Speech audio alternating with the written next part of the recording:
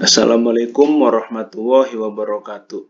Salam sehat, salam sejahtera untuk kita semua. Di video kali ini, saya akan memberikan informasi tentang bagaimana proses dan tahapan untuk bekerja di Korea Selatan dengan skema G2G atau Government to Government.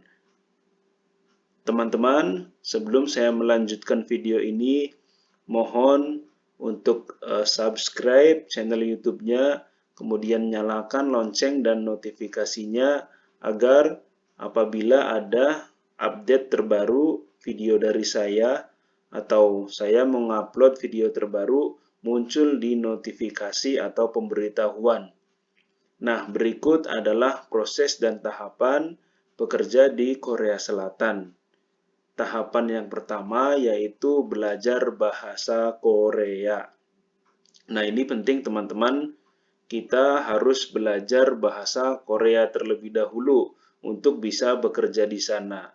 Karena kita juga nanti di sana mengharuskan komunikasi dengan bahasa Korea dan dengan orang Korea sebagai partner kerjanya. Untuk belajar bahasa Korea, bisa mandiri, bisa juga ikut lembaga bahasa Korea. Tetapi saya lebih menyarankan agar teman-teman ikut lembaga pendidikan bahasa Korea. Karena apa? Karena kalau ikut lembaga pendidikan, kalau kita salah, itu ada yang membetulkan, teman-teman. Kemudian, banyak informasi juga up to date, kemudian juga banyak teman, jadi belajarnya tidak boring. Lebih boring kalau belajar sendiri. Nah, kemudian selanjutnya yaitu persiapan kesehatan. Untuk bisa bekerja di Korea Selatan, tentunya badan kita juga harus sehat. Seperti kita tidak boleh buta warna, baik itu parsial maupun total, kemudian juga tidak cacat tubuh, dan lain-lain. Kemudian tahapan yang kedua yaitu pengumuman pendaftaran. Tunggu pengumuman pendaftaran yang biasanya akan diumumkan di website BP2MI. Jadi sambil menunggu pengumuman pendaftaran, teman-teman silahkan diperdalam lagi bahasa Koreanya. Belajar lagi lebih giat agar nanti bisa mengikuti ujian bahasa Korea dan hasilnya bisa maksimal. Tahapan yang ketiga yaitu pendaftaran online. Nah, teman-teman, untuk melaksanakan pendaftaran, maka kita harus memenuhi persyaratannya. Biasanya ada diminta itu ijazah, kemudian juga KTP, kemudian juga bukti pembayaran pendaftaran, dan lain-lain. Untuk nominalnya itu berubah-berubah, setiap tahun itu tidak sama. Jadi nanti setelah pengumuman keluar, ada periode pendaftarannya, kemudian juga ada biaya pendaftarannya, teman-teman. Jadi diikuti saja apa syaratnya, kemudian biaya pendaftarannya apa, ikuti saja prosedurnya. Kemudian yang keempat yaitu verifikasi dokumen. Untuk verifikasi dokumen, kita diwajibkan untuk membawa dokumen asli pada saat kita melakukan pendaftaran. Kalau pada saat melakukan pendaftaran online, kita hanya mengirimkan filenya saja, tetapi kalau verifikasi itu harus dibawa ijazah, KTP, kemudian kalau ada paspor-paspor yang asli semuanya dibawa. Pada saat verifikasi dokumen juga, kita nanti akan mengambil dan dibagikan kartu ujian untuk melaksanakan bahasa Korea atau EBS Topik. Nah, tahapan yang kelima yaitu ujian kemampuan bahasa Korea atau biasa dikenal dengan EBS Topik. Nah, untuk ujian sendiri nanti menggunakan CBT sistemnya ya teman-teman. Computer Based Test. Jadi semuanya nanti menggunakan komputer dan komputernya diadakan atau sudah disediakan, tenang saja. Kemudian pada saat selesai mengerjakan soal atau selesai ujian, biasanya nanti akan muncul nilainya, teman-teman. Jadi pada saat ujian selesai, diklik, itu nanti akan muncul nilai ujian bahasa Korea itu berapa. Kalau nilainya tidak melewati ambang batas minimal, maka kita tidak bisa ikut skill test. Tetapi kalau hasil ujian bahasa Koreanya kita melewati nilai ambang batas minimal, maka kita bisa ikut ujian skill test selanjutnya. Berarti kalau tidak, ya stop dan dinyatakan tidak lulus. Kemudian kita harus menunggu jadwal skill test di tahapan yang ke-6 ini. Nah, sambil menunggu pengumuman, kita juga harus mempersiapkan skill test atau latihan skill test. Apa saja sih untuk ikut skill test yang diujikan? Nomor 7 yaitu skill test. Skill test biasanya yaitu wawancara dalam bahasa Korea. Jadi untuk pewawancaranya sendiri orang Korea langsung, teman-teman. Jadi nanti ketika orang Korea bertanya, kita sebisa mungkin jawab dengan cepat dan dengan jelas. Kemudian ketika orang Korea memerintah, misalkan kita disuruh putar badan, angkat tangan, angkat kaki, nah kita juga bisa melakukan itu dengan cepat. Karena itu nanti dijadikan poin untuk lulus atau tidaknya. Kemudian selain itu ada juga tes fisik.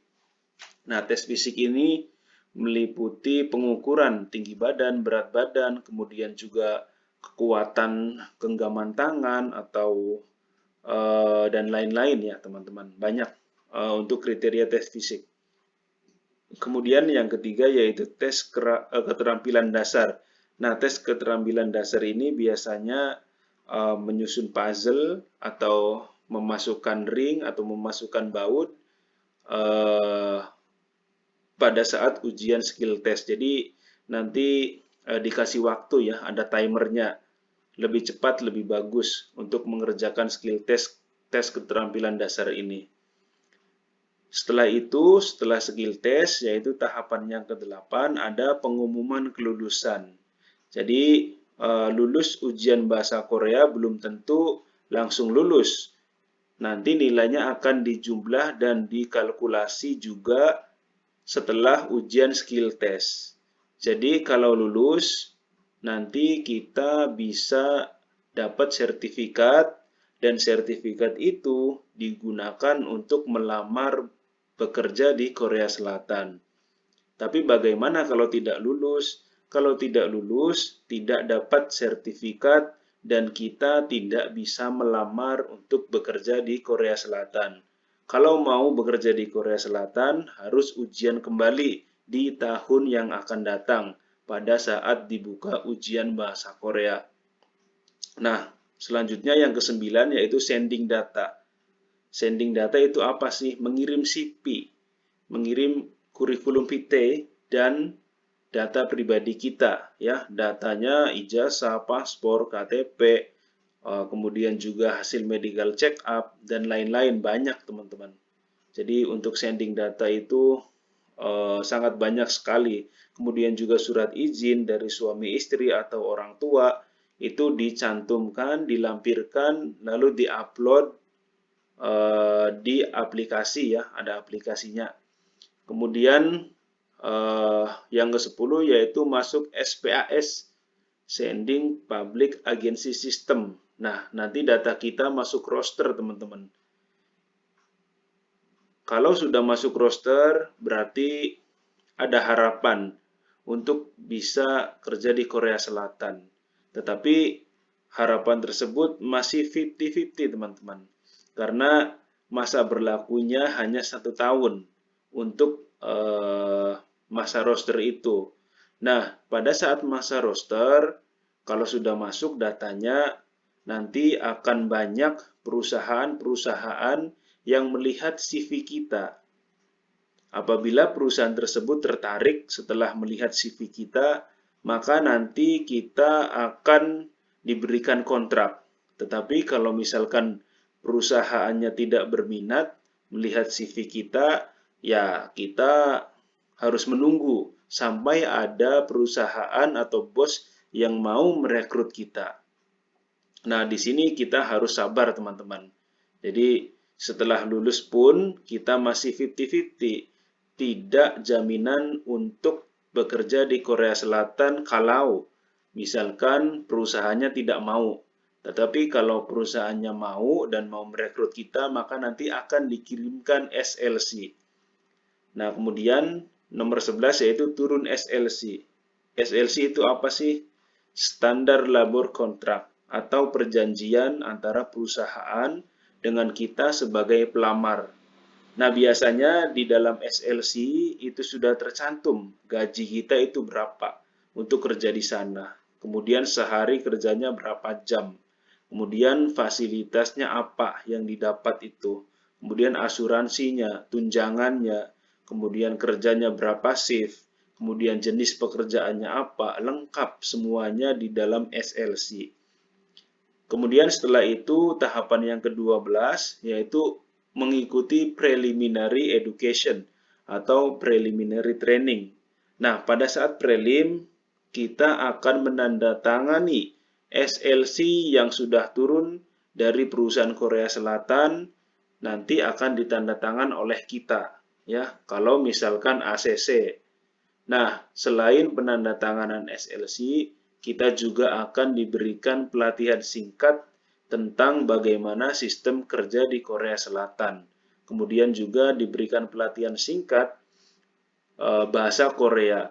Ya, jadi preliminary ini dilaksanakan 2 kali sebelum terbang ke Korea Selatan, juga setelah sampai di Korea Selatan. Jadi pada saat kita memasuki Korea Selatan, nah kita juga akan ada preliminary training dan akan ada medical. Kalau misalkan medikalnya baik, hasil medical check up-nya baik, maka kita lanjut untuk bekerja. Tapi kalau misalkan hasil medikalnya unfit gitu, ada masalah dari segi kesehatan, maka kita juga akan dipulangkan kembali di Indonesia. Nah, kemudian yang ke-13 CCVI dan visa. Nah, setelah preliminary, setelah penandatanganan SLC, kita menunggu visa di approval, teman-teman. Kalau sudah di approval, sudah aman. Berarti tinggal nunggu jadwal penerbangan saja. Kemudian yang ke-14 yaitu berangkat ke Korea Selatan. Nah, biasanya setelah visa di approval, ini sudah ada tanggal keberangkatannya, tanggal penerbangannya, pesawatnya apa gitu, Korean Air kah, Garuda kah gitu, sudah lengkap. Jadi tinggal ditunggu saja kalau visanya sudah di-approval. Biasanya setelah preliminary training ini sekaligus membawa persyaratan untuk pengajuan visa agar cepat di-approval. Nah, kemudian setelah itu tahapan yang terakhir yaitu berangkat ke Korea Selatan dan bekerja di Korea Selatan sesuai dengan kontrak. Jadi kontrak yang pertama yaitu 3 tahun, kemudian ada opsi perpanjangan 1 tahun 10 bulan. Jadi totalnya kita bisa bekerja di Korea Selatan itu 4 tahun 10 bulan atau 5 tahun kurang 2 bulan. Oke teman-teman, jadi itu saja video dari saya. Terima kasih sudah menonton sampai selesai. Semoga bermanfaat. Jangan lupa klik subscribe channel YouTube-nya, kemudian nyalakan notifikasinya. Terima kasih, semoga bermanfaat. Assalamualaikum warahmatullahi wabarakatuh.